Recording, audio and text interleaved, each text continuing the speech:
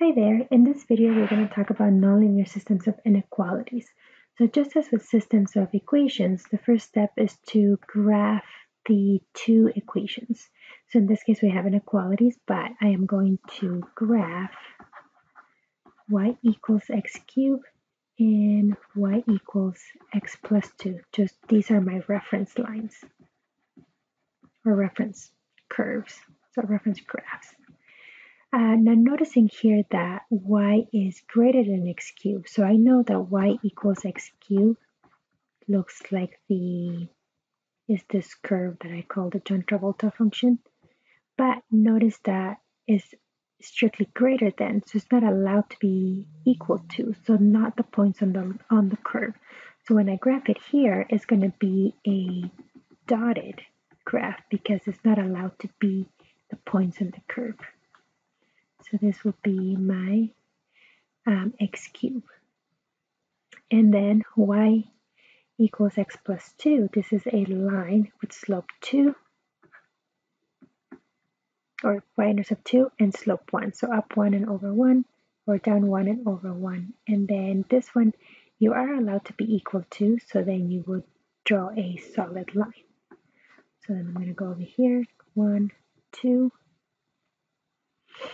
And like we said, slope is 1, so up 1 and over 1, or down 1 and over to the other side 1. And this is going to be a solid line. So to the best that you can, draw the line that connects the dots. Now in this case, we're not, unlike a system of linear equations where we want to know where they intersect. In this case, we want to know what are the points that work for this inequality. So then I go back, and these are already in y. They're solved for y. So this one says all the y values that are greater than x cubed. So these are the dotted line represents the dotted curve represents the y values where y is equal to x cubed. So this says we want the y values that are larger than the points on this curve. So essentially, I usually draw myself little arrows to say I want the y values that are larger than that. So I'm going to be above that curve because we want y values to be greater than. Now for the other one, we want the y values to be smaller than the points on the line. So with the points on the line, this is y equals x plus 2. So the points on the line is where y is equal to x plus 2. We want all the y values that are smaller than the points on the line. So then we're going to be shading below it. I do the arrows so that my shading doesn't get too messy, but you could also shade above and below. So shade the appropriate region. And so my solution is going to be where they meet up. So the solution now I can shade is going to be all of this. And this one we can't write as an interval notation because it's not just an x or a y point, they are coordinates. So the way we express the solution is by shading. And so that's what the solution will be. You could also do it by graphing the curves, so graphing the line and graphing the curve x cubed, and then trying a test point. So if you're going to use the test point method, we want to pick a point not on either curve. So I can pick the point here. My shading has gotten a little messy, but that's the point 0, 1. Notice that it's neither on the y equals x cubed and it's neither on the other line. And so what I can do is then check it. So if I pick the point 0, 1, because it's neither of those, then I go over here, and so 0, 1 means that x is 0 and y is 1. And so then I check it into the first equation. Is 1 greater than 0 cubed? Yes. So that means that this point meets the criteria for this inequality. Now let's check into the second equation. So 0, 1 into y less than or equal to x plus 2. So y is 1 and x is 0. So is 1 less than or equal to 0 plus 2? Yes, 1 is in fact less than or equal to 2. So it checks for both. So that means that this point lies in the solution set. So that means that I will shade this region, which we already shaded. And now I'm making my shading even worse looking. First it looked like a little Christmas coloring. Okay, so that's an example. So let's try another example. So say I want to graph the solution set of the system of inequalities x squared plus y squared less than or equal to 4 and x squared minus 2y less than 1. So this one is, again, is nonlinear because we have degrees higher than 1.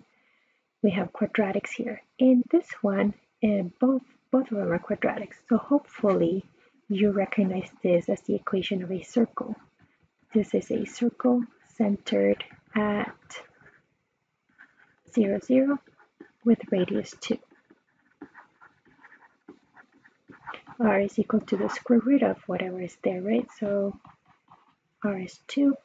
And this is, we can solve for y to see what it is. So when I solve, I'm going to have subtract x squared from both sides. So I'm going to have minus 2y is less than 1 minus x squared. And divide both sides by a negative 2. Now remember, this is an inequality. So what happens when you divide an inequality by a negative? The sign changes. So we flip that sign because we divided by the negative. So dividing by a negative caused that sign to switch. So I'm going to have negative 0 over negative is positive. I'm going to write it in descending order. So it'll be x squared over 2 minus 1/2. And so now I can see that looks like a parabola. So I have a circle, center 0, 0, radius 2, and I have a parabola. Now let's again focus on the inequalities. Notice that for the circle, it says less than or equal to. So that means that we are allowed to include the points on the circle. So we'll include the boundary of the circle.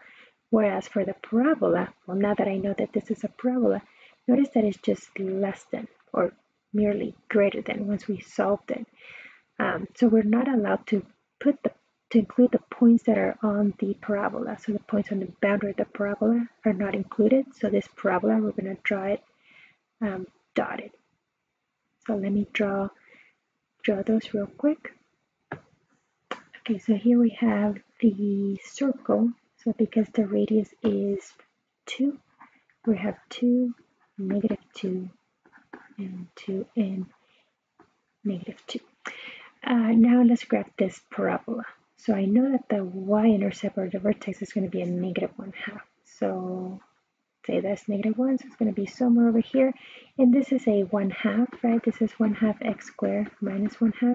So because that's a 1/2, our parabola is going to be slightly wide. So and we said it's going to be dotted. So it's going to be a dotted boundary. So we have a dotted boundary.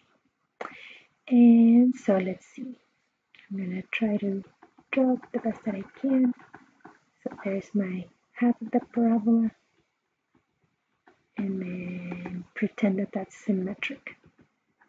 So the main thing is because it doesn't have the equals, the boundary of the parabola is not included. So the points in the parabola are not included, so we dot it. And now let's look at the signs. So this says all the points in the circle that are less than or equal to 4. So the points in the circle that are equal to 4 is create the boundary of the circle. So if you're smaller than 4, that means that everything is inside the circle. So again, you could shade the whole inside of the circle one color, but I tend to, just for cleanliness, I guess, of my graph, I like to do the arrows. So for the solution of the first one, everything inside the circle. Now for the parabola, so this is y is greater than the points on the parabola. So the points on the parabola are the points on the boundary. So the y values larger than those points on the boundary will be above the parabola. So we're going to shade towards the inside. Notice that y here, right, is -1/2, so we want the y value to be larger. So we're shading this way, right, because our sign changed to greater than, so we shade. And so that means where they meet, that's our solution. So this would be the solution. And again, remember that we started with less than 1, but because we divided by a negative, the inequality changes. The inequality symbol changes, making it greater. So that means when the y value is larger than the points on the parabola, the points on the parabola are the ones on the boundary. So any y value larger than that. And so because it has to satisfy both of them, they have to be larger than the parabola but smaller than the circle. But inside the circle, so it creates this nice region here. And that will be the shaded area. That will be the solution. So that's the solution set. So for most of these, you're always going to be asked to graph the solution set because algebraically it will be very difficult we can't necessarily write it in interval notation.